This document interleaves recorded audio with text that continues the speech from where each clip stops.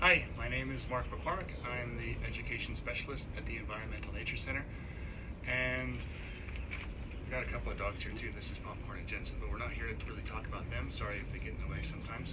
We're here to continue the themes that Raquel and Heather already talked about this week for Earth Week, sustainability. Raquel talked about how to be sustainable at home.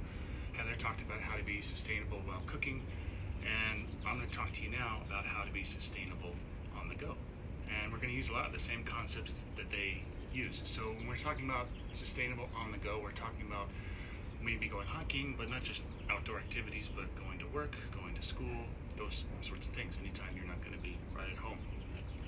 So when we talk about those things, usually what we use are what we call single-use plastics, which are plastics that are used once and then they're designed to be thrown away. That's what a lot of our products for on the go are. They're very mobile, they're easy, and sometimes they can be pretty cheap too. But that convenience comes at a cost. Most things that are made of plastic, they get thrown away. And you can recycle them, but for example, a plastic water bottle is only about 80% of those are going to make it to the landfill or to the oceans. Only 20% are going to be sent to a recycling plant and recycled. So most of them do end up in the oceans. Causes lots of problems for all the marine life and for the animals that depend on marine life, like human beings. There's a thing called microplastics, really small pieces of plastics, and they found that it ends up in the ocean. When the plastic gets there, it breaks down into these small, tiny pieces. Animals will eat it. They have no choice to eat it, especially filters animals, the really small ones, and then a fish will come by and eat them. A bigger fish will come by and eat that fish. A bigger fish will come by and eat that fish. And by the time you get towards the top of the food chain to really big fishes, like tuna, one of my favorites, you end up with actually quite a bit of this microplastic stuff. And then when we eat that, it's a problem for us too. And it's getting into our system too. So it's something to think about. It affects animals, but it also affects human beings too. So let's talk about how we can be more sustainable on the go. The biggest thing to stay away from single-use plastics is to reuse. And a long time ago, in the 20th century, before plastics became part of our every single day life, before the 60s when they started to be cheap and available, we used something like this, a mason jar. Now a mason jar is made of glass with metal on top, and when you're done with it, you don't throw it away, you reuse it over and over and over. And these have started to come back into fashion the last few years because people have realized they're cheap, they can be reused over and over and over, and they're a great way to reuse and not create more plastics and add more to the oceans and to the landfills. But the problem with that is it's glass. And if you're like me, I drop things a lot. I'm pretty clumsy.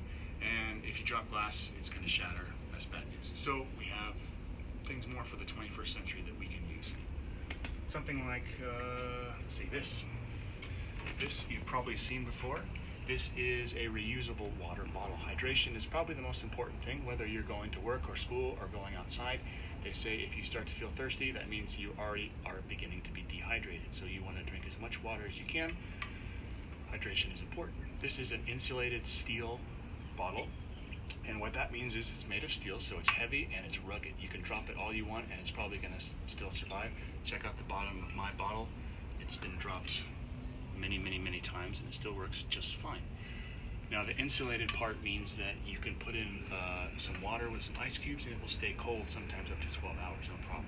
You can put in hot liquids like tea or coffee and that'll stay hot for 12 hours, no problem. It's pretty amazing and it's pretty helpful when it's really hot like it is right now, or when it's really cold like it is during the winter time. It's really helpful to have that temperature control with an insulated water bottle. Another cool thing you may notice on mine is I have a whole bunch of different stickers. Places I've been, things I like to eat. You can do the same thing.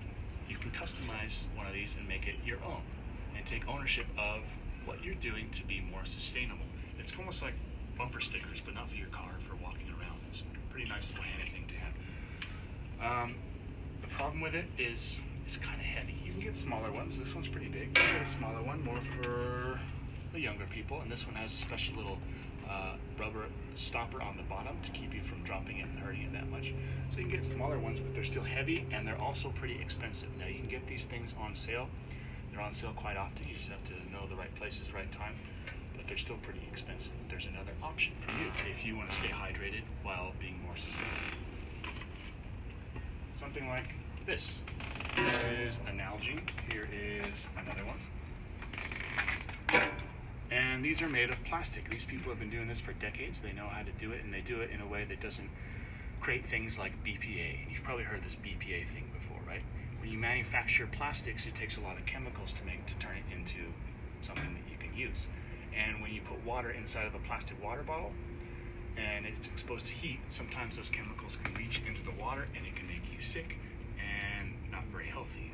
These are usually produced BPA free. You'll see that sign in different places on the packaging, BPA free, which means if you leave this in your car, the water is not going to be unhealthy. The water is going to be warm though. They're not insulated like the hydro flask that you saw earlier, so maybe not the coldest water, but it's pretty cheap, it's really light, and they can be dropped. It's not super brittle plastic. And as you can see here, you can add your own stickers and customize it as well. Places you've been, and it's a nice way to strike up conversations with people. Oh, I've been to that place. Oh, I've eaten that food. Oh, I like avocado toast too. Some people do. If you have dogs like these dogs like to go hiking, they like to go walking, but they get hot, especially during this weather. So normally we used to bring a plastic water bottle, but I'm not perfect. Nobody's perfect. We're learning all the time, learning new ways of how to be sustainable. And one of the ways you can do that for a dog is you take some of this, one of these, put a carabiner on it, and then pop that like that, and you've got a water bowl. They like it. They know what that means. And then when you're done, pop it back in your backpack. Just another way to be sustainable. Now the problem with that is dog mouths are pretty clean, but no offense, human mouths are not. They're pretty gross. Lots of bacteria growing in there. And if you drink your water from any of these containers, after a while, you're going to start to see things floating in it. You're going to start to see and smell things that, well, water shouldn't smell that way. You need to clean it up. Take it from me personally, from my personal experience. Clean it out as much as you can. If you can every day, if you can't every other day, should be good. More than once a week though, if you want to keep it clean and keep things healthy. And that's how we're going to be drinking things. Now let's talk about eating, one of my favorite things to do. Now if we're going to be eating on the go, if you get your sandwich and you make it for lunch and you throw it in your backpack, it's not going to turn out very well by the time it's lunchtime. If you have some leftover spaghetti and you throw it into your backpack, it's really not going to turn out really well. So you need something to protect your food as I'll go ahead and leave this here for you. Protect your food as you travel, as you go to school, as you go to work, as you go wherever you want to go. And Tupperware can be a great way to do that. It protects your food and keeps it from being smushed. And that's not what you want to have happen to your food. There's different types of Tupperware. I have just a couple of examples here. Some of them are plastic, you may notice, and some of them are glass. This is actually Pyrex, and that means that it can be heated or cooled very quickly without it cracking. If you take a mason jar that's been in the fridge all day with your lunch and you put it in the microwave, there's a really good chance that it'll crack because that change in temperature, it can't handle it brittle glass. But Pyrex is a combination of glass and plastic that can do that just fine. So these can be microwaved without any problem. These plastic ones are a little bit lighter and a little bit more durable. If you drop this from a great enough height, it will break. Plastic, not so much. And these plastic items like this one, you can actually put pretty much everything in there. You got a space for your sandwich, a space for your fruit, a space for your vegetables. That's a complete meal, almost like a bento box. I get the privilege of seeing how a lot of kids and students eat their lunches when they have we have our summer camps and our different camps. A lot of really interesting solutions because the ENC is zero waste, and we don't really allow things like plastic water bottles. So a lot of students and parents have had some cool solutions that I've learned a lot from. Things like bento boxes, which you may have seen before. A lot of them have hydro flasks too, pretty cool. Here's a recommendation though. Here's my top tip, also from my personal experience. If you're going to be eating a lunch that's maybe a bit juicy, things like one of my favorites, tuna, we were talking about earlier, or the spaghetti or oatmeal, make sure you get one that's watertight. This one, if you lock it on there, you can hear it. It's watertight. Sometimes I've had lunches that are a bit juicy and I don't use a watertight one, maybe something like this, which is also great and stackable, but it's watertight, and I end up with my backpack smelling like tuna. I don't recommend that. If you don't want to have something plastic, something big, something a bit expensive, there's something that's really easy. You can actually make it yourself, or you can buy them. They're pretty cheap too. I'm talking about wax-coated wraps.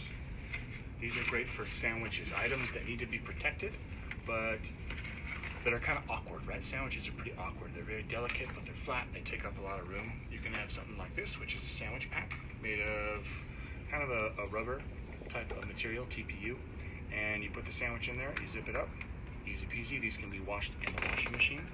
And things like this, a wax-coated wrap. You wrap your sandwich, your bagel up in it, and it keeps it warm.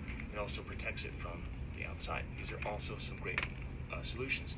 Like water bottles, these need to be cleaned too, especially when you mix in food and time. It doesn't work out very well. So we have special cleaning devices here, which you can use these to clean the bottles. And speaking of bottles, some people like to drink their water with their liquids using a straw.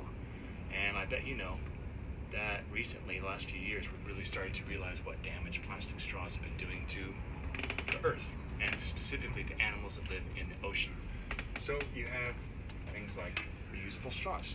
Here's a plastic straw, here's a glass straw. These are very, very popular, and they're cheap. Some people give them away at certain places. And so you have glass. Some people like the mouthfeel of that. It's very light. I like the steel because, like I said earlier, I'm clumsy. If I drop this glass one, it's probably going to break. If I drop the steel one, it's probably going to break. You've got to clean these too, though. And there's even a lot of these, if you buy them, they'll come with a special brush just for cleaning straws. A straw brush, makes sense, right? So that's how we take care of our food. But a lot of you, sorry, there's a plane going over. We are kind of close to an airport right now. A lot of you, when you go on hikes, or maybe if you're just running a bit late and you want a quick snack or a quick lunch, you might want to grab a bar, something like a Cliff Bar, something that's wrapped in a plastic foil, and they can be great. They'll give you lots of energy all day, whether you're hiking or riding your bike or just going to school or going to work. The problem with those is they're kind of expensive, and they're also, well, individually wrapped. We don't want to have individually wrapped things. If you can, if you want to buy in bulk things that are not individually wrapped, because it creates less trash to be sent to the landfill or end up accidentally as litter. But the thing about those is usually they're individually wrapped, which is a problem. I bet you may have seen some on the side of the trail before. They end up as litter a lot of the time. What you can do instead is make your own. I'll be posting the recipe, the specific recipe, in the comments later on. But there's a version of energy bars you can make on your own. What it does is it has something called complex carbohydrates. When you're hiking, when you're out walking, when you're doing low intensity exercise for a long amount of time, you don't need a whole bunch of protein. What you need is complex carbohydrates that will give your body energy slowly over a long period of time. And you get those from things like oats. Oatmeal is a great source of that. So what you do for this is you're going to get something like a sunflower oil or any other oil. The recipe's highly customizable, and you're going to melt it together with something like honey or maple syrup is my preference. And you're going to mix that with a couple other things like brown sugar. I like to add cinnamon. All these things are optional. And then you're going to melt that together, stir it up, and then you're going to add in some lots and lots of oats, steel-cut oats if you can. And then you're going to add in your favorite chopped fruits or something sweet to give you a little bit of simple sugars to a nice little taste. Something like chopped raisins or chopped dried cranberries or even chocolate chips if you like to go that way. And then you're going to spread it all out into a baking sheet with parchment paper. Now parchment paper can be kind of wasteful. So instead there's unbleached parchment paper you can buy that's compostable, so you don't have to worry about that. You're still zero waste. You're going to bake it at 350 for 10 to 15 minutes and then cut it up and you pop it into one of these Tupperwares. It'll last for about at least a month. And you'll get all the energy you need, and it's free, and it's sustainable.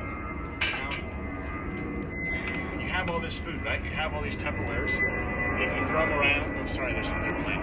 This is a big one too. This is Popcorn and Jensen, by the way. Very good actors. So you have all these Tupperwares, you have all these hydro flasks, you have all these reusable things. If you try and hold them all at once, you're probably going to drop them, right? Look a bit silly. That's why we have to think about reusable containers to hold them all. So you have something like these. Depends on your need. Something like this is small. It's insulated. It fits in the backpack, and they have different, of course, different